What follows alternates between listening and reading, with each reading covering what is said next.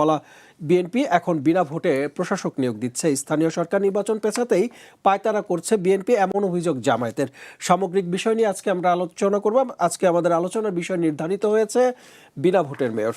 মাহবুব কামাল ভাই, আমি আপনার কাছে একটু আসতে চাই, একটু বিষয়ের বাইরে যেতে চাই। শুরুতে একটু জানতে চাইবো, এই যে গত দুদিন আমরা দেখলাম যে অন্তর্বর্তী সরকারের অনেক সমালোচনা হলো, কিন্তু এর মধ্যে তো ডক্টর ইউনূসের ভালো দিকও রয়েছে। তার কারণে দেখছি যে আমরা প্রতিবেশী দেশ ভারত আমাদেরকে চাপ দেয়নি, তিনি সেই চাপটা সামনে রেখেছেন।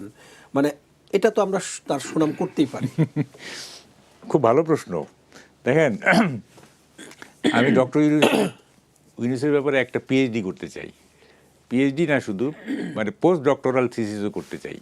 ঠিক আছে, মানে ডক্টর ইউনূস ভারতের চোখে চোখ রেখে কথা বলছেন না, তো যদি তাই হয় তাইলে একটা সামিটে ওই সাইড লাইনে একটা অ্যাপয়েন্টমেন্টের জন্য তো দৌড়াদৌড়ি করছিলেন কেন? এক। দুই নম্বর হলো, এই যে ভারতের বিরুদ্ধে যে সমস্ত অসম চুক্তি বলতেছিলেন, ওগুলো তো অসম চুক্তিগুলো তো বাতিলও করেন নাই, এমনকি দেখানো নাই। তো এটা কি চোখে চোখ রেখে কথা বলা হইলো? দেখেন, মানে ইউনূসের পরিবর্তে ৫ই আগস্টের পরে যে কেউই যদি ক্ষমতা নিত, যে কেউই, রাম শাম যদু মধু টম ডিক হেরিক, হয়তো যা হয়েছে এর অতিরিক্ত কিছু হইতো না। ঠিক আছে, আমরা যেটা মনে করি যে ইন্ডিয়া কথায় কথায় আক্রমণ করবে, বোমা ফেলবে, বিষয়টা কিন্তু এরকম না। যদি হইতো তাইলে বঙ্গবন্ধু হত্যার পরে ইন্ডিয়া ইন্টারফেয়ার করতো। আপনি বুঝেন, বঙ্গবন্ধুকে হত্যা করা হয়েছে, Bangabandhu was the closest friend of Indira Gandhi, কই ইন্টারফেয়ার তো করে নাই? করছে?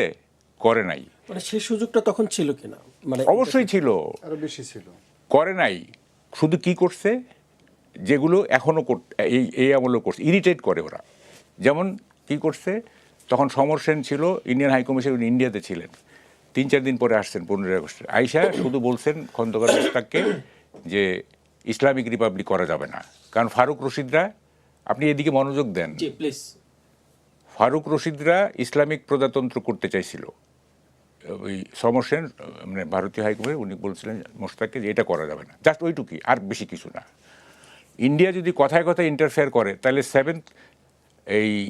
75-এ যে 3 নভেম্বর যখন খালেদ মোশাররফ ক্ষমতা নিল, মানে জিয়াকে বন্দি করে, এবং বাজারে রটলো যে ভারতের সৈন্য আসছে, আসে তো নাই। ঠিক আছে, তো ফলে ইন্ডিয়া কি করে, ইন্ডিয়া ইরিটেট করে। যেমন ধরেন বঙ্গবন্ধুর আমলে ফেলানির একটা জানি আমরা, ওই যে বর্ডারে এটা ইরিটেট করে। যেমন এই আমলে কি হয়েছে, ইরিটেট করছে। যেমন ধরেন পানি ছেড়ে দিছে, ভিসা বন্ধ করে দিছে, তারপরে ওখানকার যে আমাদের হাই কমিশনের কর্মকর্তারা তাদের উপরে মব হয়েছে ইত্যাদি, এগুলো করে। কিন্তু ইন্টারভেনশন বলতে যা বোঝায়, এইটা ইন্ডিয়া করে নাই। ওই মালদ্বীপের ব্যাপারে কি করছে সেটা অল টুগেদার ডিফারেন্ট কোয়েশ্চেন। আমাদের এখানে করে না, আমাদের এখানে ইরিটেট করে যদি তার মানে তার কি বলে তার অনুগত কোনো সরকার না থাকে, সেটা করে। দ্যাট ইজ ইন্ডিয়ার চোখে চোখ রেখে কথা বলছে বঙ্গবন্ধু, এইটা আপনার কেউ বলেন না। বঙ্গবন্ধু ইন্ডিয়ার চোখে চোখ রেখে কথা বলছে, ইন্দিরা গান্ধীকে বলছে আপনার সৈন্য নিয়ে যান, নিয়ে গেছে। ইন্দিরা গান্ধীর রক্তচক্ষু উপেক্ষা করে ওআইসির মেম্বার হয়েছে, organisation of Islamic countries. Indira Gandhi mind করবে যেন ভুট্টোকে এখানে নিয়ে আসছে। বঙ্গবন্ধু করছে ইন্ডিয়ার সাথে চোখে চোখ রেখে। আর আপনি বলতেছেন যে ডক্টর ইউনূস চোখে চোখ রেখে কথা বলছে। হ্যাঁ, এটা তো মানে অবাক কাণ্ড রে ভাই। হ্যাঁ, এবং মানে কি বলবো, এই অ্যান্টি ইন্ডিয়ান সেন্টিমেন্ট ক্যাশ করতে চাইছে। ঠিক আছে, কিন্তু ভেতরে ভেতরে ইন্ডিয়ার মানে কী বলে, ইন্ডিয়ার সাথে একটা আন্ডার কারেন্ট ছিল, একটা অন্তঃস্রোত ছিল। এগুলি আমাদের দেশের মানে কি বলে যে হিন্দু বিদ্বেষী বা ভারত বিদ্বেষী যে একটা অংশ আছে, সেই অংশগুলিকে আপনার তাদের সেন্টিমেন্টকে ক্যাশ করার চেষ্টা করছে। Nothing more nothing less. আমরা দেখি নাই কত কিছুই তো হয়েছে, ইলিশ মাছ পাঠিয়েছে, তো এইটা করছে সেইটা করছে, করে না এইগুলি। তাইলে কিসের ইন্ডিয়ার সাথে ইন্ডিয়া? তো সবচেয়ে বড় কথা, ইন্ডিয়ার বিরোধিতা করলেও আবার বিভিন্ন সময় তাদের কাছে উপহার পাঠিয়েছে, তাদের কাছ থেকে আমদানিও করা হয় না। আমার কথা হচ্ছে, প্রথম কথা হচ্ছে যে এই যে বললাম যে দাসত্বের চুক্তি, এই দাসত্বের চুক্তিগুলো তো দেখতেই পারলাম না, বাতিল করা তো দূরের কথা, দেখতেই তো পারলাম না। তো কেমনি চোখে চোখ রেখে কথা বললাম, আমি তো এটা বুঝলাম না। হ্যাঁ, তো ফলে এই যে বঙ্গবন্ধুকে ভারতের অনুগত বলে প্রমাণ করার চেষ্টা, এই যে ন্যারেটিভ, দেখেন বর্তমান যুগটা ন্যারেটিভের যুগ। এইখানে পোস্ট ট্রুথ এরা তো এটা সত্য পরবর্তী যুগ। এই যুগে সত্যের কোনো মূল্য নাই, এই যুগে ন্যারেটিভ। যে যত ন্যারেটিভ দিতে পারবে, হ্যাঁ, সব ব্যাপারে দেখবেন ন্যারেটিভ। হ্যাঁ, যে এই কী বলে যে এক একটা নিজের মতো করে আপনার তৈরি করতেছে, এবং ট্রুথ হয়ে গেছে সেকেন্ডারি, ন্যারেটিভ হয়ে গেছে প্রাইমারি। হ্যাঁ, এবং ন্যারেটিভের কারণে ট্রুথ আড়ালে পড়ে যাচ্ছে। আমরা তো পুরো জিনিসগুলিকে ভেতরে ঢুকি না। হ্যাঁ, আমি যে রস করে বললাম যে আমি একটা পিএইচডি করব এবং পোস্ট ডক্টরাল থিসিস করব ইউনুসের উপরে, করবো না, আমি এটা রস করে বলতেছি আর কি। হ্যাঁ, মানে মুখে যা আসে বলে ফেলতেছি। হ্যাঁ, বিরাট কিছু ইউনুস সাহেব আমাদের পররাষ্ট্রনীতিকে একটা বাজে জায়গায় নিয়ে গেছেন। হ্যাঁ, এবং এই যে নন ডিসক্লোজার এগ্রিমেন্ট যেগুলি হয়েছে, যেগুলি এখন একটা তারেক রহমানের কাঁধে একটা ওটা কি বলে বোঝার উপরে কয়েক আটি শাকের বোঝা উনি চাপায় দিয়েছেন আর কি, কয়েক আটি। হ্যাঁ, মানে আমি তো ট্রাম্পের চিঠিটা ব্যাখ্যা করছি, আপনি দেখছেন কিনা জানি না, আমি ওয়ার্ড ধরে ধরে ব্যাখ্যা করছি, ওয়ার্ড ধরে ধরে। হ্যাঁ, ডিসাইসিভলি তোমাকে অ্যাকশনে যেতে হবে। ডিসাইসিভলি মানে কি? ডিসাইসিভলি মানে শুধু সিদ্ধান্ত না, এটা ডিসাইসিভলি মানে বিষয়টা মীমাংসিত, তোমাকে নড়চড় করা যাবে না। হ্যাঁ, তুমি আমাকে হেল্প করবা। দেখেন ওখানে কিন্তু ব্যাপার আছে, ওখানে বলতেছে যে I hope you will help me in implementing এগুলো। কেন তুমি আমাকে সাহায্য করবা? কেন এটা বলবা কেন? তুমি বলবা যে আমরা পরস্পরকে সাহায্য করবো, এটা রেসিপ্রোকাল হবে, তাই না? তুই বলতেছে আমাকে সাহায্য করবো কেন? তুমি আমাকে সাহায্য করবা না, সেটা তো বলতেছে না, তাই না? তো হোল থিং মানে এমন কতগুলি চুক্তি করছে এবং ভারতের সাথে অসম চুক্তি বাতিলও করে নাই, উল্টা আমেরিকার সাথে কতগুলি মানে দাসত্বমূলক চুক্তি করে আজকে তারেক রহমানের শাসন করতে এখন সমস্যা হবে। এবং যে কারণে এই যে আপনার কি বলে যে খলিলুর রহমানকে ফরেন মিনিস্টার করতে বাধ্য হয়েছে তারেক রহমান। হ্যাঁ, এটা কম্প্রোমাইজ, তো এটা কম্প্রোমাইজ। খালেদা জিয়া বাইসা থাকলে এটা হয়তো করতো না। হ্যাঁ, this is a compromise, straight way compromise. এক ধরনের চাপ ছিল, নিশ্চয়ই চাপ ছিল। তা না হলে কি আপনি কি মনে করেন না যে বিএনপিতে ফরেন মিনিস্টার মতো হওয়ার যোগ্য লোক নাই? আমি তো কয়েকটা নাম বলতে পারি। Amir Khasru Mahmud Chowdhury, is a learned person, ইংরেজি ভালো জানেন, সব কিছু বোঝেন। হ্যাঁ, সে তো ফরেন মিনিস্টার হইতে পারে, উনি তো ফরেন মিনিস্টার হইতে আরও আছে। তাইলে আমাকে কেন টেকনোক্রেট করতে হবে? শুনেন, টেকনোক্রেট কি জানেন? টেকনোক্রেট হচ্ছে একজন টেকনোক্রেট বলছিল যে I M A technocrat, I reject all ideological কি বলে লেভেলস। আমি কোনো আমার কোনো আদর্শগত লেভেল নাই, আমি টেকনোক্রেট। টেকনোক্রেটকে কখনো আদর্শবাদী হয় না, তারা সবসময় স্কিলের উপরেই করে। তা বিএনপির একটা আদর্শ আছে না, বাংলাদেশি জাতীয়তাবাদ, তো ওইখানে একজন টেকনোক্রেট কি কোপ করে? হ্যাঁ, টেকনোক্রেট তো সবসময় স্কিলের উপরে নির্ভর করে, তার তো কোনো আদর্শ থাকে না। এবং একটা টেকনোক্রেট একটা ডিকটেটরের খুব সহজেই বন্ধু হয়ে যেতে পারে, কারণ ডিকটেটরের কোনো আদর্শ নাই, টেকনোক্রেটের কোনো আদর্শ নাই। জি, আমি আসবো আপনার ঠিক আছে। ফলে এই জিনিসগুলো এইভাবে ব্যাখ্যা করতে হবে, খালি বলে দিলেই হবে না। হ্যাঁ, যে সুপারফিশিয়ালি বলে দিলাম আর কি। আমি এই বিষয়টা নিয়ে আমি ফিরবো আপনার কাছে আরও একবার। জনাব গোলাম মাওলা রনি, আপনার কাছে একটু আসতে চাই। ভাই যেটা বললেন, মাহবুব কামাল ভাই যেটা বললেন যে ডক্টর ইউনূস এই দেশকে যে জায়গায় রেখে গিয়েছেন, রামশ্যাম যদু মধু যে কেউ বসলে তার চাইতে আরো ভালো কিছু করে যেতে ভালো পারতেন কিছু না, না, এর চেয়ে বেশি কিছু করতো না, এর চাইতে বেশি কিছু করতে পারতেন না। আপনি কি একমত কিনা? আমি আগে ওনার যে ডিসাইসিভ যে শব্দটা, ওইটা নিয়ে একটা আপত্তি করি। উনি যেটা বলছেন মীমাংসিত, এখানে আসলে শব্দটা মীমাংসিত ইংরেজি একটা ব্যাপক, ইংরেজি এবং আরবি দুটো শব্দ এত মানে এখানে 100-150 প্রতিশব্দ থাকে। তো ডিসাইসিভের যে সবচেয়ে গ্রহণযোগ্য এবং যেটি অক্সফোর্ড ডিকশনারিতে ব্যবহৃত হয়, ডিসাইসিভ শব্দটা সেখানেই ব্যবহার করা হয় যে একটা যুদ্ধ হয়, একটা চুক্তি হয়, সেই চুক্তির ফলে ইতিহাসের যে কোর্স এটা পরিবর্তন হয়ে যায়। মানে মীমাংসিত শুধু মীমাংসিত না, মীমাংসিত হওয়ার পরে তাদের যে দীর্ঘদিনের একটা ইতিহাস থাকে, ঐতিহ্য থাকে, সেটা চেঞ্জ হয়ে যায়। যেমন বলা হয় the decisive battle of Alexander, Gaugamela. তো সেই গাউগেমেলার যুদ্ধে সে পারস্য দখল করেছিল এবং পারস্যের 1000 বছরের ইতিহাসটা পরিবর্তন হয়ে গেছিল। এবং পারস্যের যে রাজধানী ছিল পার্সিপোলিস, ওটাকে বলা হতো পৃথিবীর সেই প্রাচীন দুনিয়ার সবচেয়ে মেগা মানে শহর।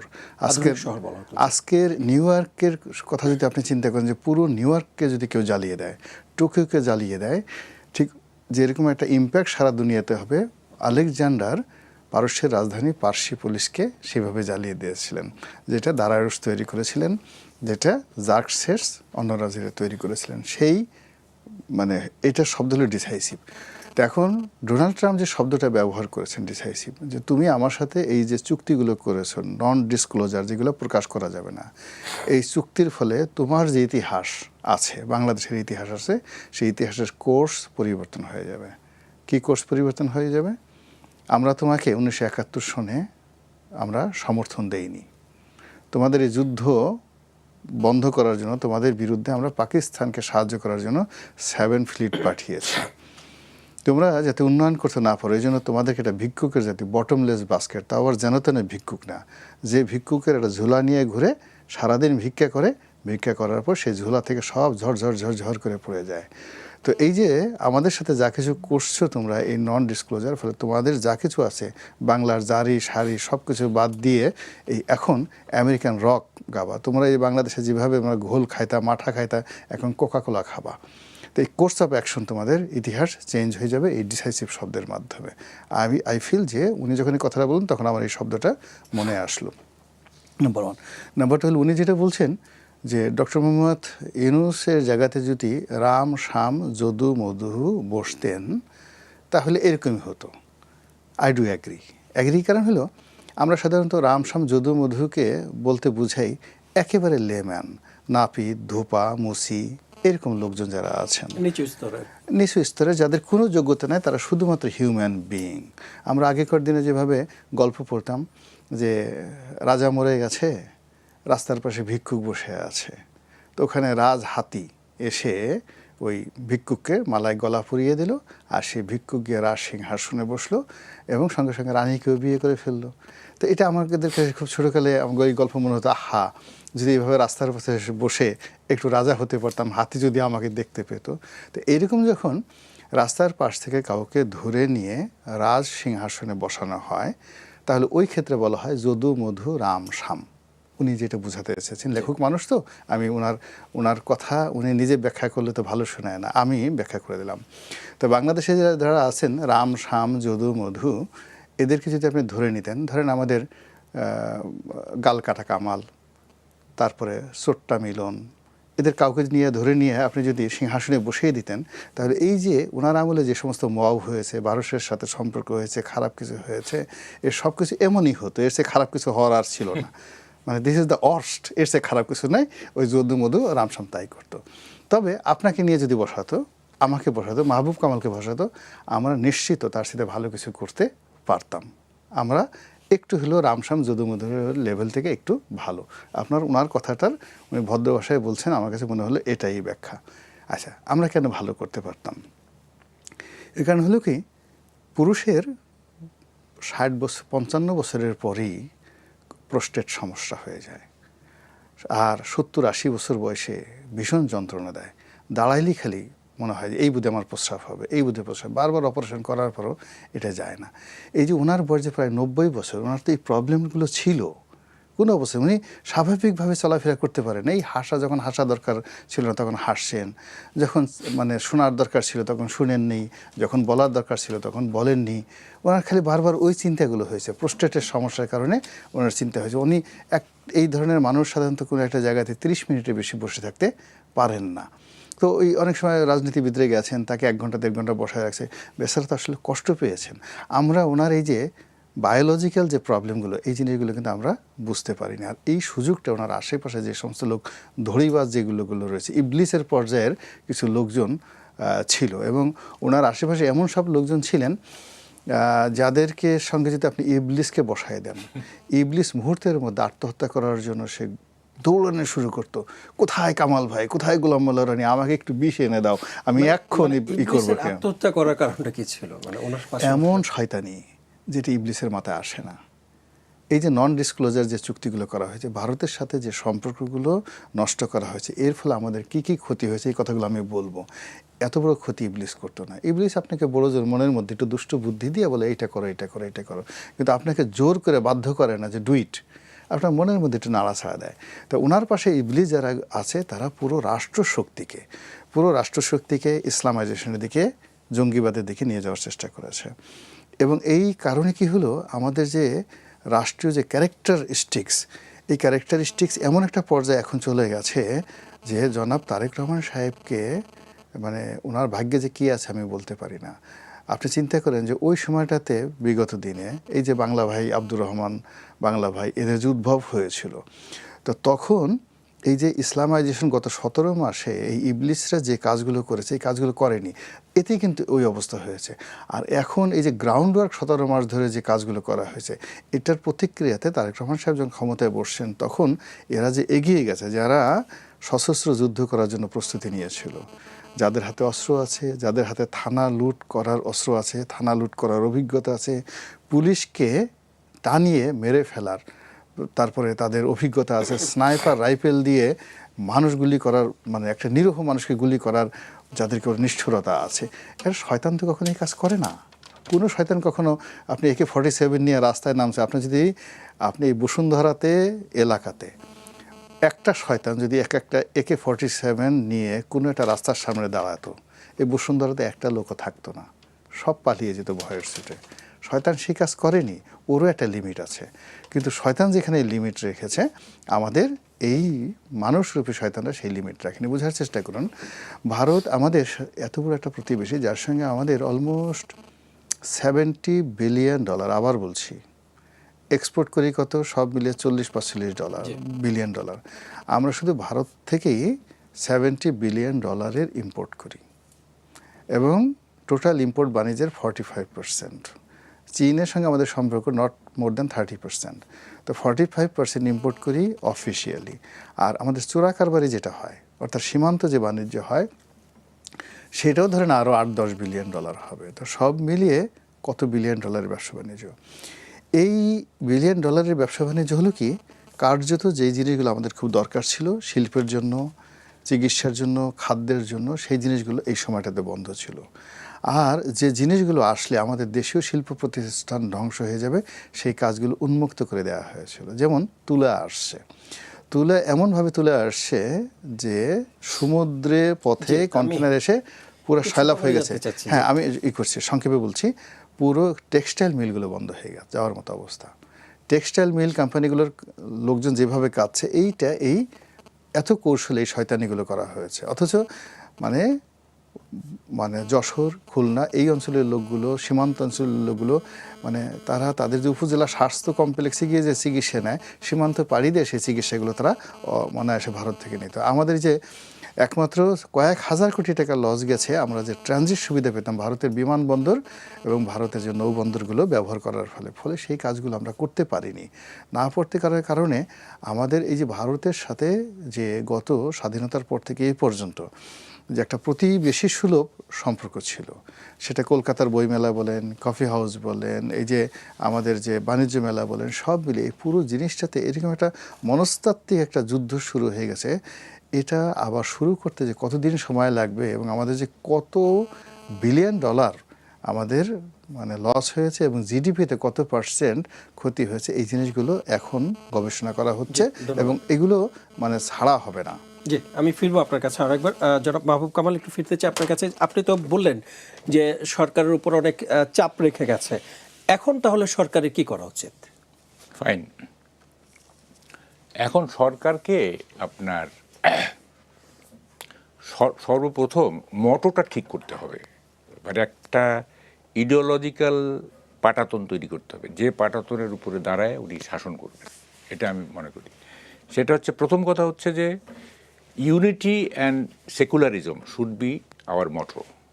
একটা ইউনাইটেড নেশন, এবং এই নেশনটা দাঁড়ায় থাকবে সেকুলারিজমের উপরে, এটা হচ্ছে বেসিক। এবং এই ইউনিটির জন্য তারেক রহমানের উচিত এই মুহূর্তে সব নির্দোষ লোককে ছেড়ে দেওয়া, জামিন দিয়ে দেওয়া, নির্দোষ যাদের বিরুদ্ধে ফলস মামলা হয়েছে আর কি, ছেড়ে দেওয়া। এটা তো প্রমাণ করার জন্য সময় লাগবে। হ্যাঁ, সবাই কত সময় আর লাগবে? ফলস মামলাগুলো এমনি দেখলেই বোঝা যায়।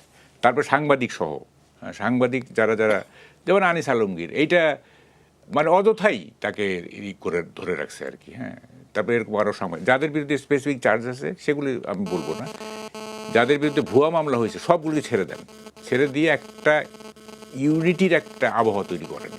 হ্যাঁ, তাহলে তারা হলে কিন্তু পারবেন না। 2 নম্বর হচ্ছে দেখেন, মানে অযথা আপনি কি বলে যে একটা we can't afford A divisive society politics.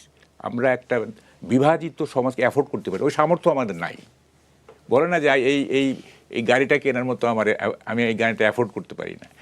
আমাদের একটা বিভাজিত রাজনীতি অ্যাফোর্ড করার মতো সামর্থ্য আমাদের নাই, ঠিক আছে? সুতরাং no competition. Competition is the law of jungle এবং cooperation is the law of civilisation. বুঝতে হবে আমাকে। আমরা জঙ্গলে বাস করতেছি না যে মানে আমরা কম্পিটিশন করবো, আওয়ামী লীগের সাথে কম্পিটিশন করবো, অমুকের সাথে কম্পিটিশন করবো।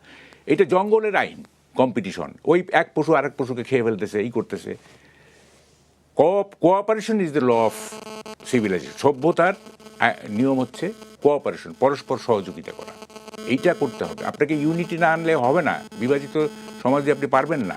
হ্যাঁ, সুতরাং আপনাকে একটা এই যে যেসব নির্দোষ লোককে ডক্টর ইউনূস শেখ হাসিনার প্রতি বিদ্বেষ দ্বারা তাড়িত হয়ে যে সমস্ত নির্দোষ আওয়ামী লীগারদেরকে জেলে পুরে রাখছে, এদেরকে আপনি ছেড়ে দেন। হ্যাঁ, এদেরকে ছেড়ে দেন এবং তাইলে হবে কি, আপনি একটা একটা ইউনিটির প্রতীক হয়ে দাঁড়াতে পারবেন, যেটা খুবই দরকার এই মুহূর্তে। আরেকটা দেখেন, আরেকটা যেটা বলি যে তারেক রহমানকে হয়তো মানে he can be misguided by some, মানে হয়েছে না সব আমলই তো আমরা দেখছি যে যারা ক্লোজ অ্যাসোসিয়েট, এই যে আমাদের রনি ভাই যে বললেন যে সমস্ত এভিল বললেন না, শয়তান বললেন আর কি, সব এরা করে কি মিসগাইড করে। হ্যাঁ, সুতরাং তার মধ্যে বুঝতে হবে যে one sided story has always some missing pages. একতরফা গল্পের মধ্যে সবসময় কিছু পাতা থাকে যেটা মিসিং, যেটা যুক্ত করা হয় না।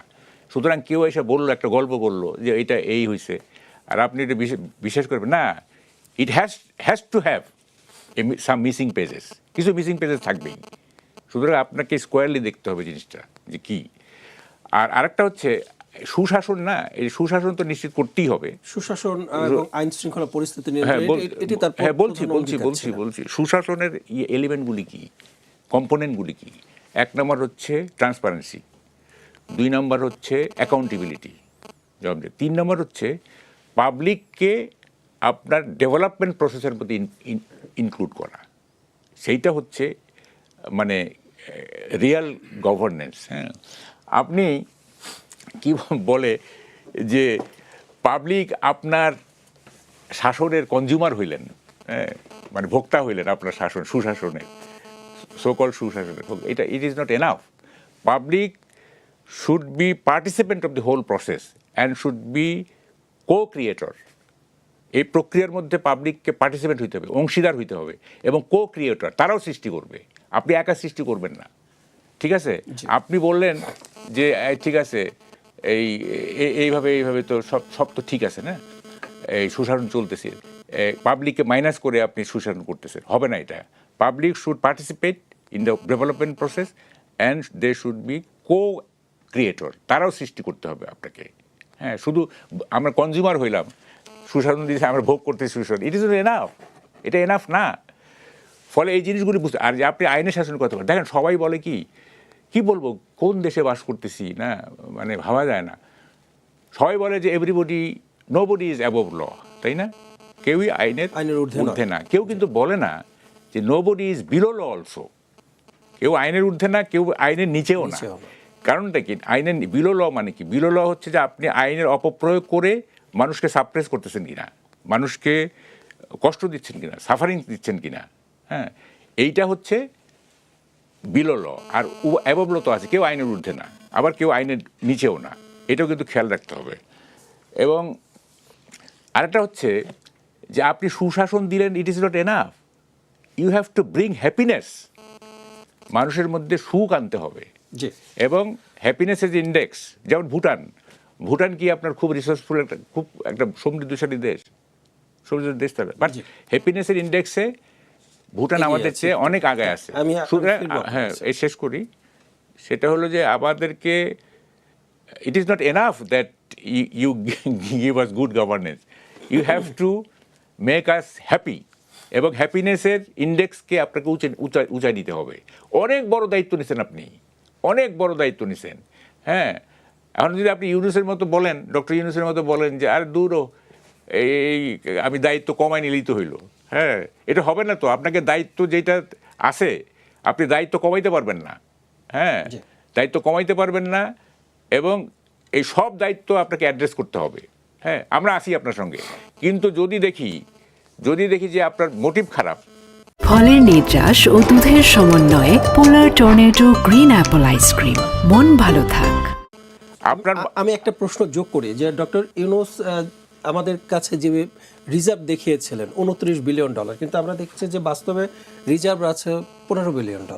শুনেন আমি বলি আপনাকে, আমি বললাম না যে এটা ন্যারেটিভের বাংলাদেশ। হ্যাঁ, এখন সব স্ট্যাটিস্টিক দেখবেন আপনি এক্সাজারেটেড, সব স্ট্যাটিস্টিক্স। আপনার জাতিসংঘ বলতেছে 1500, আপনি তালিকা দিলেন 800, হ্যাঁ, সেটা বলে কতগুলি নানা রকম নাকি ঝামেলা আছে। এই যে জুলাইতে আপনি বলতেছেন যে প্রতি বছরে $16 বিলিয়ন পাচার হয়েছে, অর্থাৎ দাঁড়ায় $256 বিলিয়ন। আমি একটা চ্যালেঞ্জ করেছিলাম, আপনি $50 বিলিয়ন ফেরত আনেন, তাহলে বুঝবো যে হ্যাঁ $256 বিলিয়ন। তারা তো অনেক পদক্ষেপ নেয়ার কথা বলেছিলেন। হ্যাঁ, সব বোগাস। রোহিঙ্গারা ঈদ করবে সামনে, হ্যাঁ, গ্রামে হ্যাঁ, কেউ আসবে না, আমরা যাব না, সবাই আসবে, সব ভিসা বন্ধ করে দিচ্ছে। অস্ট্রেলিয়া গমনের ইচ্ছুক ছাত্রছাত্রীরা 2-1 আমার সাথে কান্নাকাটি করছে, স্যার এখন ভিসা দিচ্ছে না, আমার তো ভর্তি হয়ে আছে, আমাকে ভিসা দিচ্ছে না, সব ভিসা বন্ধ হয়ে যাচ্ছে। হ্যাঁ, বললাম তো, ইউনূস যেভাবে ফলস ড্রিম দেখাইছে, যেভাবে ফলস রোমান্টিসিজম দেখাইছে মানুষকে। হ্যাঁ, আমাকে ওই একজন খুব সুন্দর কথা বলছে, এটা আমি আরেককে বলছি যে ইউনূস হচ্ছে ঢাকাইয়া ফিল্মের দিলদারের মতো কমেডিয়ান আর আহমেদ শরীফের মতো ভিলেন, এই দুইটার মিক্সচার তার মধ্যে আছে। তার সব কত কমেডি, হ্যাঁ, একটা যেখানে যেটা পারে বলে দেয়, এটা কোনো ফলো আপ নাই, কিচ্ছু নাই, জাস্ট ওখানে একটা অডিয়েন্সকে একটা ক্যাচি জিনিস ধরায় দিল, একটা মুখরোচক জিনিস ধরায় দিয়ে বাস ক্ল্যাপ করে, বাহ ইউনূস সাহেব তো হেভি কথা বলে, বাস, ওইটার কোনো ফলো আপ নাই। এই ক্যারেক্টার, এই জিনিস আমরা দেখে আসছি গত 18 মাস। হ্যাঁ, তার কোনো কথার ফলো আপ নাই, ইভেন তার 03 ফর্মুলা, এটা বোগাস একটা জিনিস। দেখেন, এগুলি বললে না অনেক সময় লাগবে আপনার। 03 না, আমি এগুলি তো কয়েকটা বলছি। উনি বলতেছেন যে কি, 0 পভার্টি, 0 আনএমপ্লয়মেন্ট, 0 কার্বন।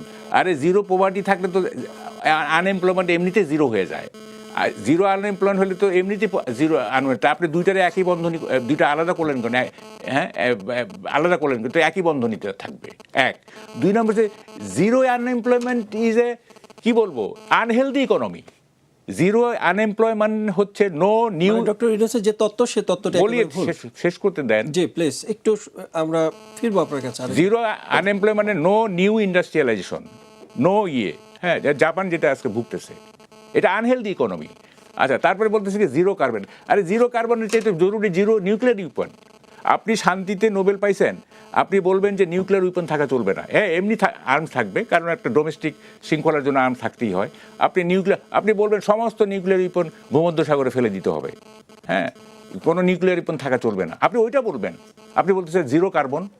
হ্যাঁ, মানে দেখেন কি বলবো, শান্তিতে নোবেল পেয়ে শান্তির পক্ষে ওনার কোনো কাজ নাই, সব অশান্তির পক্ষে তার কাজ। হ্যাঁ, এবং যখন উনি নোবেল পাইছেন, মানে কি কারণে নোবেল পায় না, এটা আমার কাছে একটা রহস্য। হ্যাঁ, এটাও এক ধরনের হয়তো প্রতারণা ছিল, মানে আই সাসপেক্ট। আমি এই বিষয়ে আপনার কাছে আরেকবার ফিরবো। জনাব গোলাম মাওলা রনি, একটু ফিরতে চাই আপনার কাছে। আর অন্তর্বর্তী সরকার সাবেক প্রধান উপদেষ্টা ডক্টর মোহাম্মদ ইউনূসের অনেক সমালোচনা শুনলাম মাহবুব কামাল ভাইয়ের কাছ থেকে। আপনার কাছে একটু জানতে চাই যে গতকালকে একটি ঘটনা ঘটে যে ডিসি মাসুদ তাকে সরকার প্রধান ফোন দিয়েছেন, এবং খুব দ্রুত, আমরা এত দ্রুত কাউকে উদ্ধার করতে এর আগে কখনো দেখিনি। এটিকে পুলিশের সফলতা বলবেন না? এটাকে পরস্পর বিরোধী আলোচনা হচ্ছে। আমি দুটোই বলি। প্রথম দিন আসলে সবাই বলার চেষ্টা করছে যে জনাব তারেক রহমান সাহেব এই যুগের বাদশাহ হারুনার রশিদ। বাদশাহ হারুনার রশিদ যেমন রাস্তায় নেমে নেমে নেমে নেমে মানুষের সুখ দুঃখ অভাব অভিযোগ দেখতেন, এমনকি একজন লোক যখন তার কাছে বলল যে আমি বাদশাহ হতে চাই, তখন তাকে একদিনের জন্য, সেই আবু হোসেন নামক একজন লোককে একদিনের জন্য তিনি বাগদাদের খেলাফতে সিংহাসনে তিনি বসিয়ে দিয়েছিলেন। এটা ইতিহাস। তো এখন সবাই বলার চেষ্টা করছেন যে আমাদের নেতা জনাব তারেক রহমান সাহেব এই অল্প কয়দিনে তার যে কর্মকাণ্ড সব কিছু বাদশাহ হারুন আর রশিদের মতো। তিনি যে স্টাইলে ঘড়ি পরেন, যে স্টাইলে শার্ট পরেন, এটা জ্যাক উইদেদার মতো। তিনি যেভাবে কম কথা বলছেন, যেভাবে প্রোটোকল ছাড়া চলছেন, এটা হযরত উমরের মতো। তিনি যেভাবে জনকল্যাণ করার চেষ্টা করছেন, নানাভাবে পজিটিভ কথাবার্তা হচ্ছে। এবং সেই দিক থেকে বাংলাদেশের ইতিহাসে এই ঘটনা জিয়াউর রহমান সাহেবের জামানায় ঘটে না, যে প্রধানমন্ত্রীর প্রোটোকলের সামনে, মানে যেখানে প্রধানমন্ত্রীর প্রোটোকলটা এত নিষ্ঠুর। একটা ছোট্ট উদাহরণ দেই। এই যেদিন মন্ত্রিপরিষদের শপথ হলো, তো মন্ত্রিপরিষদের শপথের দিন খুব একটা বাজে ঘটনা ঘটেছে। বিএনপির শীর্ষ নেতা, মুক্তিযোদ্ধা এবং অত্যন্ত সম্মানিত গয়েশ্বর বাবু, তিনি সেখানে আমন্ত্রিত হয়ে গেছেন। তো একটা চেয়ারে তিনি বসছেন। তো একটা চেয়ারে বসছেন, সেই চেয়ারটা একটু পরে এসে প্রোটোকলের লোকজন বলল যে এই চেয়ারে মন্ত্রীরা বসবেন, আপনি এখান থেকে উঠে পিছনে চলে যান। তখন ইতিমধ্যে পিছনে কোনো চেয়ার ছিল না, বিকজ সব পূর্ণ হয়ে গেছে। তো ইশরাক থেকে অন্যান্য যারা তরুণ মন্ত্রী ছিলেন তারা সবাই বললেন যে থাক, উনি ওখানেই বসুক, আমরা দরকার হলে যেখানে আছি সেখানে থেকে আমাদের সামনে বসার দরকার নাই, উনি ওখানে থাকুক। তো প্রোটোকলের যারা লোকজন তারা বললেন যে আপনারা যদি সিন ক্রিয়েট করেন তাহলে আমি এসএসএফ ডাকবো এবং এসএসএফ ডেকে ওখানে বের করে দেব। এই অবস্থাতে গয়েশ্বর বাবুর মতো মানুষ অবদমিত মস্তকে মাথা নুইয়ে সেখান থেকে বের হয়ে আসতে হলো। এর কারণ হলো পিছনে কোনো সিট খালি ছিল না, তার দাঁড়িয়ে থেকে অনুষ্ঠান উপভোগ করতে হতো। তো এটা আমি বললাম যে ঠিক সেম ঘটনা আমি দেখেছি ওই 2009 সনে যখন শেখ হাসিনার মন্ত্রী পরিষদ হলো, সেখানেও সুরেন্দ্র সেনগুপ্ত, শেখ সেলিমের মতো মানুষ এইভাবে কিন্তু প্রোটোকল দ্বারা অপমানিত হয়েছিলেন। তো এই প্রোটোকল এত খারাপ, এসএসএফের এই প্রোটোকল এত খারাপ যে যেখানে ওদের গুলি করে দেওয়ার ক্ষমতা আছে। তো সেই প্রোটোকল তো নিরাপত্তার স্বার্থে এটাকে আমি কথা বলি, সেই প্রোটোকল ভেদ করে একজন মানে অসহায় পিতা তার সন্তানের মানে সিকিউরিটির জন্য সেই প্রোটোকল ভেদ করে প্রধানমন্ত্রীকে রাস্তায় থামিয়ে দিয়েছেন।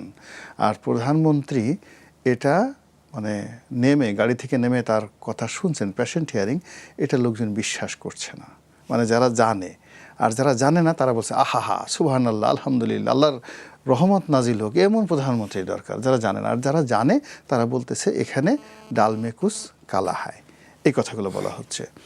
2 নম্বর হলো যে উনি অ্যাজ এ প্রাইম মিনিস্টার তিনি তো তার স্বরাষ্ট্রমন্ত্রীকে বলবেন ডুইট, এই জিনিসগুলো আছেন, বা বড় জোর আইজিকে বলতে পারেন, আইজি মেট্রোপলিটন কমিশনার করবেন। কিন্তু যখন একজন প্রধানমন্ত্রী সরাসরি একজন এসপি পদমর্যাদার কর্মকর্তাকে সরাসরি টেলিফোন করেন এবং সেই এসপি মাত্র 15 মিনিটের মধ্যে, উইদিন 15 মিনিটের মধ্যে এরকম একটা অসাধ্য সাধন করে বলেন, এটা অনেকটা সিনেম্যাটিক হয়ে যায়।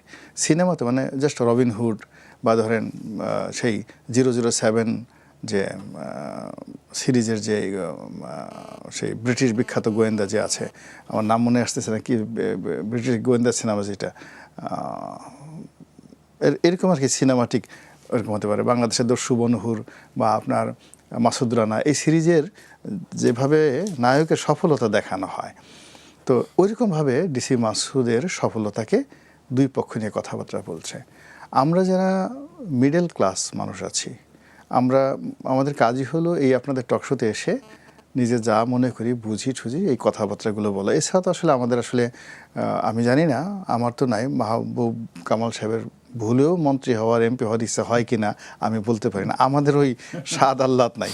আমাদের এই যে একটু কথাবার্তা বলতেছি, একটু কলম দিয়ে লিখতেছি, এতেই আমাদের শান্তি।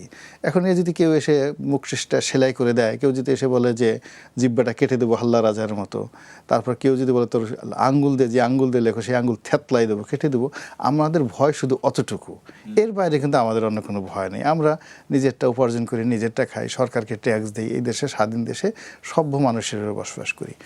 তো আমাদের মতো যারা মানুষজন আছেন তাদের চিন্তা মানে তারা যে কথা বলতে চাই অভিজ্ঞতা থেকে, আমাদের অভিজ্ঞতা, তার সাথে সাথে আমরা যেটা পড়াশোনা করেছি। ধরেন আমি যদি 5000 বছর আগের একটা বই পড়ে থাকি মহাভারত, তাহলে আমি কিন্তু ওই মহাভারতের জ্ঞানটাও কিন্তু আমি এখন পর্যন্ত সেই দুর্যোধনের কাহিনী বা সেই অর্জুনের কাহিনী, কৃষ্ণর কাহিনী কিন্তু আমি ধারণ করছি। ফলে একজন লেখাপড়া মানুষ কিন্তু বর্তমান যুগের হলো সে হাজার হাজার বছরের ঐতিহ্য ধারণ করে। ফলে আমাদের কথাগুলো কিন্তু আপনি ফেলে দিতে পারবেন না, যারা ফেলে দেয় তারাই মরে।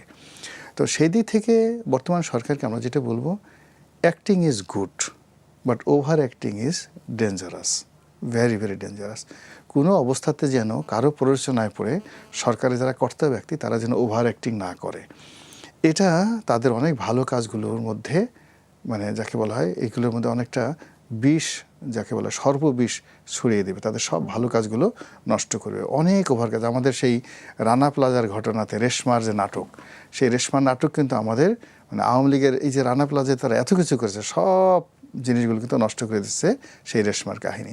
ফলে এই সময়টিতে আমরা যেমন দেখলাম এই সরকার হঠাৎ করে ক্ষমতায় এসে খাল কাটা, এই যে খাল কাটা মানে এটা একটা পুরনো ধ্যান ধারণা। এখন আপনি পানির যে লেভেল নেমে গেছে, আপনি 40 ফিট মানে মানে গভীরতায় গেলেও কিন্তু পানি পাওয়া যাচ্ছে না। আপনি এখন কোথায় খাল কাটবেন বলেন তো? আপনি বাংলাদেশের যে জমি, যে খাল কাটার মধ্যে কোনো জমি আছে? যে নর্দমাগুলো আছে, নর্দমাগুলো বড় জোর পরিষ্কার করা যেতে পারে, নর্দমাগুলো পরিষ্কার করা যেতে পারে, কিন্তু খাল কাটা এখন আর কোনো যাকে বলে এটা না। আর যেটা এত ল্যান্ড পাবে কোথায়? মানে 20,000 কিলোমিটার। আপনার জিয়াউর রহমান সাহেব খাল কাটায় যে টাকা খরচ করেছেন বা যে কাছে একটা খাল আছে অবশিষ্ট আছে, এখন কোনো জায়গাতে নাই। এখন এরা বলতেছে আমরা 20,000 কিলোমিটার খাল খনন করব। এই জিয়াউর রহমান করেছেন, এটা একটা আবেগ। আর এই খাল কাটার জন্য তারা কি করতেছে, অনেক এমপি শুরু করে দিয়েছে, একটা ভেগু ভাড়া করে নিয়ে বিভিন্ন জায়গাতে গিয়ে সে দিয়ে আবার ফেসবুকে দিয়ে দিচ্ছে। এবং এই কাজে ওই যে এমপি তো নিজের পকেটের পয়সাতে করেনি, উপজেলার টিআর কাবিখা এগুলো দিয়ে একটা ভেগু ভাড়া করে এই কিছু কাজকর্ম করছে। এই রং ঢং করতে করতে দেখবেন যে পুরোটা প্রশাসন দেউলিয়া হয়ে যাবে। এখন আপনি ফ্যামিলি কার্ড আপনি 50 লক্ষ লোকরে যদি 2,000 টাকা করে দেন, আপনি বলেন তো কত টাকা যাবে মাসে? কোথায় টাকা পাবেন? 2,500 টাকা করে দেন। 2,500 টাকা করে যদি আপনি দেন 50 লাখ লোকে, কত টাকা আসে আপনার মাসে? বছরে কত টাকা আসে? Where you will get the money? টাকা ছাপানো ছাড়াই টাকা আপনি কোত্থেকে দেবেন? আপনার রেভিনিউ নাই, আপনার 23 লক্ষ কোটি টাকা আপনার ঋণের বোঝা আপনার মাথার উপরে, আপনার ইনকাম ট্যাক্স হচ্ছে না, সব জায়গা থেকে আপনার ত্রাহি অবস্থা। তো সেখানে আপনি ফ্যামিলি কার্ড দেবেন, যেখানে আপনি কর্মসংস্থান করবেন, কর্মসৃজন করবেন, সেখানে আপনি আরও মানুষকে বিমুখ করে ফেলছেন। তো এই জিনিসগুলো হয় কি শুনতে ভালো শোনায়, this is family card, this is খাল কাটা, but this not the good thing. ফলে নির্বাচনের সময় যে কথাগুলো বলেছেন ভালো কথা, কিন্তু এখন সেই জিনিসগুলো বিচার বিশ্লেষণ করে করতে হবে, বলতে হবে। এখন আমাদের এই গল্প কয়েকদিনে যা কিছু দেখতেছি, আমার কাছে একটা কথাও বা একটা কাজও আমার কাছে মনে হচ্ছে না। যে আমাদের লাভ দেওয়া মন্ত্রী এহসানুল হক মিলন বিশাল একটা লাভ দিলেন, লাভ দিয়ে সে কী করলেন, এই ঢাকা বিশ্ববিদ্যালয় শান্তশিষ্ট জিনিস। আরে বাবা, গাঁজা কি আজকে নাকি? সম্রাট আকবর গাঁজা খাইতেন। গাঁজা তো আপনি রাতারাতি বন্ধ করতে পারবেন না। আফিম এবং গাঁজা এবং পতিতাবৃত্তি, পৃথিবী যেদিন তৈরি হয়েছে সেই দিন থেকে এই জিনিস প্রথম পেশা পতিতাবৃত্তি। এটা রেগানের একটা কথা আছে, এটা শুনেন। রেগান একটা সুন্দর কথা বলছিল যে আমি গোলাম আল্লাহ রনির কথা একটু আমি ফিরবো আপনার কাছে। না সে বলুক, অসুবিধা না, আলোচনা জমে গেছে। এটা হচ্ছে যে পৃথিবীর দ্বিতীয় পেশার সঙ্গে প্রথম পেশার একটা মিল আছে। আচ্ছা, দ্বিতীয় পেশা হচ্ছে রাজনীতি, আর প্রথম পেশা হচ্ছে পতিতাবৃত্তি। মানে সে বলছে যে রাজনীতিবিদরা এক ধরনের পতিতা। হ্যাঁ, প্রথম পেশার সাথে দ্বিতীয় পেশার একটা মিল আছে। আচ্ছা, কত সুন্দর কথা। দেখেন, আমি একটা জিনিস বলি, আমাদের পাক ভারত উপমহাদেশে নয়, সারা দুনিয়াতে যদি আপনি 5 greatest emperor in all time, পৃথিবী সৃষ্টি হওয়ার পর থেকে যদি বলেন যে 5 জন সর্বকালের সেরা সম্রাট, তার মধ্যে চন্দ্রগুপ্ত মৌর্য, ভারতের মৌর্য ডাইনেস্টির প্রতিষ্ঠাতা চন্দ্রগুপ্ত মৌর্য, অশোকের সে বাবা, না হ্যাঁ অশোকের বাবা, অশোকের দাদা। তো অশোকের দাদা চন্দ্রগুপ্ত মৌর্য, তার প্রধানমন্ত্রী ছিলেন চাণক্য। তো এই চাণক্য ওরফে বিষ্ণুগুপ্ত। আপনি অবাক হয়ে যাবেন যে এখন ভারতের আয়তন হলো 35 লাখ বর্গ কিলোমিটার, আর চন্দ্রগুপ্ত মৌর্যের শাসন ক্ষমতার আয়তন ছিল 55 লক্ষ বর্গ কিলোমিটার। আপনি বুঝেন, প্রায় দ্বিগুণ ভারত। তো এত বড় সম্রাট, মানে তিনি তো আমাদের তারেক রহমানের মতো না। আমাদের মানে তারেক রহমান সাহেবের মতো আরও 55টা 55 রাষ্ট্রের মালিক ছিলেন এই চন্দ্রগুপ্ত মৌর্য। তার প্রধানমন্ত্রী, তার একটা মিনিস্ট্রি ছিল গণিকা মন্ত্রণালয়, বেশ্যাদেরকে নিয়ে তিনি এটা মন্ত্রণালয় করেছেন। বিকজ ওই সময় রাষ্ট্রীয় যে রেভিনিউ, একটা বিশাল রেভিনিউ আসতো এই বেশ্যাদের কাছ থেকে, এবং এইটা বইতে লেখা আছে। এবং সেই দেখেন বেশ্যাদের আবার প্রতিনিধি যে মন্ত্রীর পদমর্যাদায় বেশ্যাদের প্রতিনিধি ওই মন্ত্রণালয়ে উপস্থিত থাকতে পারতো। তা আপনি বুঝেন যে রাষ্ট্র পরিচালনা করার জন্য ইউ মাস্ট বি প্র্যাকটিক্যাল। এই মুহূর্তে আপনি এখানে আবেগ বা সেন্টিমেন্টে চলবে না, প্র্যাকটিক্যাল হতে হবে। ইভেন আল্লাহ রাসূল যে মদ পান বন্ধ করেছেন এটাও কিন্তু সরাসরি করেননি, তিনি আস্তে আস্তে আস্তে ধীরে ধীরে ধীরে ধীরে বলছে যে মদ খেয়ে নামাজে আসা যাবে না, তারপরে বলছে মদ ঘরে খেতে হবে, বাইরে খাওয়া যাবে না, পরে একটা সময় এসে বলছে মদ খাওয়া সম্পূর্ণ নিষিদ্ধ, এই সমস্ত ড্যাগডুগ যা আছে সব তোমরা ভেঙে ফেলো। এখন এই যে বাংলাদেশে এসে এই যে পোলাপান গত 17 মাসে ভাইস চ্যান্সেলরের কান মলে দিয়েছে, যে ছেলেরা রাত দিন ঘর থেকে বের হয়ে গাঁজা খাওয়া থেকে শুরু করে সব কিছু করেছে, একটা দোকানে গিয়ে যে ছেলে নবম দশম শ্রেণীতে পড়ে মপ করে কোটি টাকার মালিক হয়ে গেছে, মার্সিডিজ গাড়ি কিনে ফেলেছে, এখন হঠাৎ করে এসে যদি আপনি 24 ঘন্টার মধ্যে তাকে আবার বলুন তুমি ক্লাসে ফিরে যাও, এটা হবে না, এটা হবে না। বিকজ ওর হাতে টাকা এসে গেছে, ক্ষমতা এসে গেছে, ও অনেক পাওয়ারফুল, অনেক মন্ত্রী, এই যে অনেক মন্ত্রীকে সে অপমান যারা করেছে। সচিব নিয়োগ দিয়েছে তারা কি সচিব নিয়োগ এখন দিয়েছে কেন? ক্লাসে আওয়ামী লীগের মন্ত্রীদেরকে লাথি মারেনি, জি সিএসির গলায় CSE গলায় দেখি জুতার জুতা মালা মারেনি, পরিয়ে গালে দিয়েছে। থাপ্পড় দেয়নি। জি। তো যেই লোক গালে থাপ্পড় দিয়েছে আজকে সেই লোকটাকে রাতারাতি একজন ডিসি মাসুদ গিয়ে তাকে মারবে, এটার ইফেক্ট এখানে থেমে এবং থাকবে সে না। ক্লাসে ফিরে যাবে, এটা সম্ভব কি? এটা যাবে, অবশ্যই যাবে, বাট এটার জন্য সময় নিতে হবে। সময় লাগবে, জি। হ্যাঁ, এটা হচ্ছে লাভ দিয়ে শিকল পার হওয়ার মতো ঘটনা নয়। আসবো আপনার কাছে আরও একবার। জনাব মাহবুব কামাল, একটু ফিরতে চাই গোলাম মাওলা রনি ভাই যেটা বলছিলেন যে এখন সেন্টিমেন্টাল বা আবেগ দিয়ে কাজ করার সময় না, এখন বাস্তবতা বুঝে কাজ করতে হবে। এই যে স্বরাষ্ট্রমন্ত্রীকে ফোন না দিয়ে সরকার প্রধান একজন ডিসি মাসুদকে ফোন দিলেন, এই বিষয়টিকে আপনি কিভাবে দেখবেন, কিভাবে মূল্যায়ন করবেন? উনি যেটা বললেন না যে প্র্যাকটিক্যাল হইতে হবে, দেখেন আমাদের যে প্রফেট না, উনি খুব প্র্যাকটিক্যাল ছিলেন উনি। হ্যাঁ, এই যে যেমন ধরেন যে একাধিক বিয়ের যে একটা অনুমোদন দেয়া আছে, এটা কিন্তু একটা প্র্যাকটিক্যাল ব্যাপার রনি ভাই, অবশ্যই। খেয়াল করতেছেন? অবশ্যই। যদি একাধিক বিয়ের উনি পারমিশন না দিতেন তাহলে কিন্তু যারা আপনার এই যে জৈবিকতার তাড়নায় হয়, এটা একটা বিশৃঙ্খলা তৈরি করে ফেলতে পারত। ফলে এটাও একটা কিন্তু প্র্যাকটিক্যাল ব্যাপার, প্র্যাকটিক্যালিটি আপনাকে অ্যাভয়েড করা যাবে না, ঠিক আছে? যেমন ধরেন এখন যদি আপনি বলেন রাতারাতি বলেন যে ঢাকা শহরে সব বার বন্ধ করে দিব, মদের বার, এটা কিন্তু এটা অন্যরকম ইমপ্লিকেশন হবে, হবে না। হ্যাঁ, এটা হবে না। হ্যাঁ, বা সিনেমায় কোনো নাচানাচি করা যাবে না, হ্যাঁ, এটা হবে না, কিন্তু প্র্যাকটিক্যাল হইতে হবে। দেন রনি ভাই এই যে ইতিহাস বলতেছে না, এটা আমার একটা সুন্দর কথা পরে বসছে যে if you want new idea you should read an old book. আপনি যদি কোনো নতুন আইডিয়া তৈরি করতে চান তাহলে আপনাকে এক পুরনো বই পড়তে হবে, তাইলে আপনার নতুন আইডিয়া বের হবে। এবং মানে আরেকটা কথা আছে যে এক বইয়ের পাঠক থেকে সাবধান, যে লোক একটা বই পড়ছে তাতে সাবধান, সে ডেঞ্জারাস হয়ে যেতে পারে। যাই হোক, এখন যে কথা আমি বলতে চাই সেটা হলো যে এই সোসাইটিতে ক্রাইম হবে, মানে no society is crime free. যদি আপনি স্ক্যান্ডিনেভিয়ান দেশগুলি ধরেন, সেখানেও ধরেন যে 0.1% এরকম একটা ক্রাইম থাকবে, ক্রাইম হবে। দ্য পয়েন্ট ইজ যে ক্রাইম হওয়ার পরে রাষ্ট্র বা সরকার এটাকে কীভাবে ডিল করতেছে, দ্যাট ম্যাটার্স।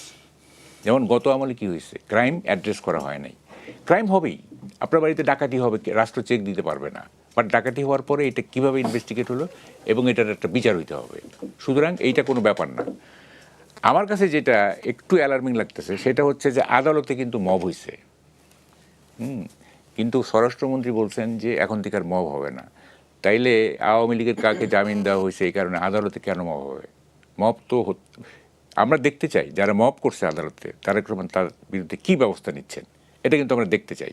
হ্যাঁ, আমরা তাকে হেল্প করতে চাই। আপনি আমাদের হেল্প করবেন, আমরা আপনাদের হেল্প করব। আপনি আওয়ামী লীগারদের হেল্প করবেন, মানে নির্দোষ আওয়ামী লীগারদের, আওয়ামী লীগার আপনাকে হেল্প করবে। এটা মিউচুয়াল, একতরফা হবে না। ফলে আপনি আমাদের হেল্প করেন, আমরা আপনাকে হেল্প করতে প্রস্তুত। এবং আমি তো বলতেছি যে মধুচন্দ্রিমা আমি অন্তত 3 মাস দিব, 3 মাসে আমি দেখবো যে কি হচ্ছে। এর আগে কোনো সমালোচনা নাই, ঠিক আছে? 100 দিন পর্যন্ত তাকে। হ্যাঁ, আচ্ছা, আরেকটা জিনিস আমি বলি, এটা খুব তারেক রহমান যেটা টিপস দিচ্ছি আপনি, সেটা হচ্ছে টিপসটা হচ্ছে এরকম যে to be prime minister or to be head of the state or head of the government is a lonely job.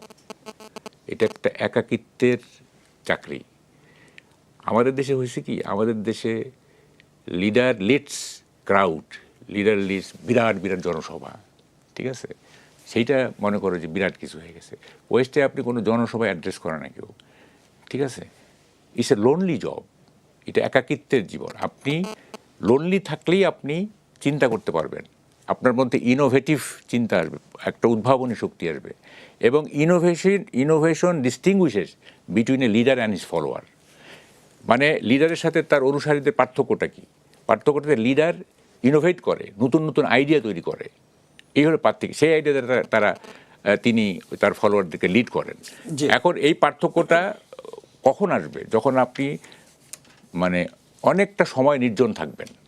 আপনাকে বড় বড় মিটিং অ্যাড্রেস করার দরকার নাই, দরকার নেই। বহু মিটিং করছে সবাই, হাসিনার মিটিংয়ে লাখ লাখ লোক হয়েছে, হ্যাঁ, খালেদার লাখ লাখ লোক হয়েছে, এর সাথে মিটিংয়ে লাখ লাখ লোক হয়েছে। আপনি যখন লন্ডন থেকে আসলেন 300 ফিটে বিরাট বিরাট বিশাল মিছিল হলো, মিটিং হইলো, এগুলি কোনো লাভ নাই, কিচ্ছু লাভ নাই এগুলি।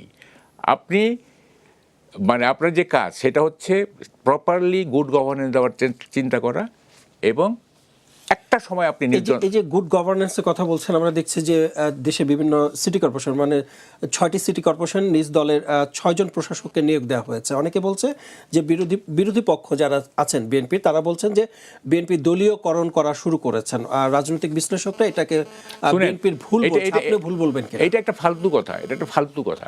শুনেন, রিপাবলিকানরা ক্ষমতায় আছে, তাই না? ইলেকশন হয়ে গেলে ডেমোক্রেট জিতে গেল, whole stuff will be changed, সমস্ত স্টাফ চেঞ্জ হয়ে যাবে, হোয়াইট হাউস থেকে শুরু করে, ওভাল অফিস থেকে শুরু করে, তারপরে আপনার যত গভর্নমেন্ট মেশিনে সব স্টাফ চেঞ্জ হয়ে যাবে, নতুন স্টাফ আসবে, কারণ তাকে তো রুল করতে হবে।